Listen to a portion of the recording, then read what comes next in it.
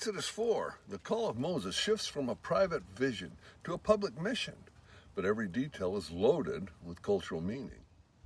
We're going to dig deep to discover what's the deal with Pharaoh going one-on-one with God. By the time Moses is commissioned, Egypt is still at the height of its new kingdom power, likely the 18th dynasty. Now Pharaoh's ruled as divine kings, claiming authority as the sons of God. Now in this setting, every sign that God gives Moses is carefully aimed at undermining Egypt's worldview. Now Exodus 4 opens with Moses talking with God. He's greatly distressed that Pharaoh will not believe or even listen to him. I'm reading now from Exodus 4, 1 through 5. Moses answered, "What if they do not believe me or listen to me and say, 'The Lord did not appear to you'?" Then the Lord said to him, "What is that in your hand?" "A staff," he replied. And the Lord said, "Throw it on the ground." Moses threw it on the ground, and it became a snake. Then the Lord said to him, "Reach out your hand and take that by the tail." So Moses reached out, and he took it by the tail. It turned back into a staff, right there in his hand.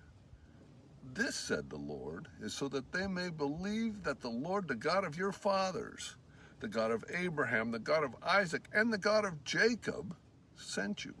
In Egyptian culture, the cobra was a symbol of royal power and divine protection. Pharaoh's crown bore the uraeus, a rearing cobra, representing the goddess Wishet, who was believed to strike down Pharaoh's enemies. The staff represents Moses' authority when it becomes a serpent. Then too, the serpent often symbolizes chaos or evil, and God is showing Moses that even chaos and evil can be transformed into an instrument of divine power. God gave Moses an entire arsenal here in Exodus 4, 6 through 7. Then the Lord said, "Put your hand inside your cloak." So Moses put his hand into his cloak, and when he took it out, the skin was all leprous. "Now put it back into your cloak," he said. So Moses put his hand back into his cloak, and when he took it out, it was restored like the rest of his flesh. Now, skin diseases in the ancient world, that symbolized weakness, curse, or even divine judgment. By turning Moses' hand leprous and then healing it instantly, God is showing that he alone controls both affliction and healing. Continuing now in Exodus 4, 8 through 9. Then the Lord said, "If they do not believe or pay attention to the first sign, they may believe the second. But if they do not believe these two signs or listen to you, take some water from the Nile and pour it on the dry ground. The water you take from the river will become blood on the ground." Now the Nile was the heartbeat of Egypt, its lifeline for food, trade, and religion. The Egyptians worshipped gods tied to the river, such as Hapi, the Nile god. God's sign that the Nile water could be turned into blood, that foreshadows the plagues, showing his supremacy over Egypt's most sacred source of life. And symbolically, it's a preview. What Egypt sees as life will become death if they resist. So what's the point, right? God's power is undeniable. But our buddy Moses, he still protests. "Pardon your servant, Lord," he says. "I've never been eloquent. I'm slow of speech and tongue." Now that's in Exodus 4:10. Man, it's like, he's trying to get out of jury duty or something. But look at Moses' stammer or slow tongue. That is not a flaw, but a feature. It ensures that Israel will recognize the power is God's, not the eloquence of the messenger.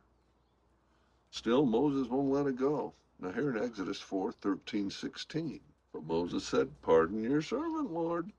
Please send someone else." The Lord assigns Moses' brother Aaron to speak for him. He will speak to the people for you, and it will be as if he were your mouth, and as if you were God to him. So Moses heads to Egypt, his family in tow. Now technically, he's still wanted for killing the Egyptian way back in Exodus 2. But all the people that wanted him dead, they've long since passed away. So then Moses meets with Aaron, and together they rally the elders of Israel. He also performed the signs before the people, and they believed. Now that's in Exodus 4, 30, 31. And when they heard that the Lord was concerned about them and had seen their misery, they bowed down and worshiped. So Moses tries to convince Pharaoh using the power supplied by God. Then say to Pharaoh, this is what the Lord says, Israel is my firstborn son. And I told you, let my son go so he may worship me. But you refuse to let him go. So I will kill your firstborn son. And that's in verses 22, 23. So Exodus 4, it's also a carefully staged confrontation between Yahweh's covenant power and Egypt's religious and political system. Every sign is a direct blow to the pillars of Pharaoh's legitimacy. Okay, so that's a wrap. I'll catch you all next week.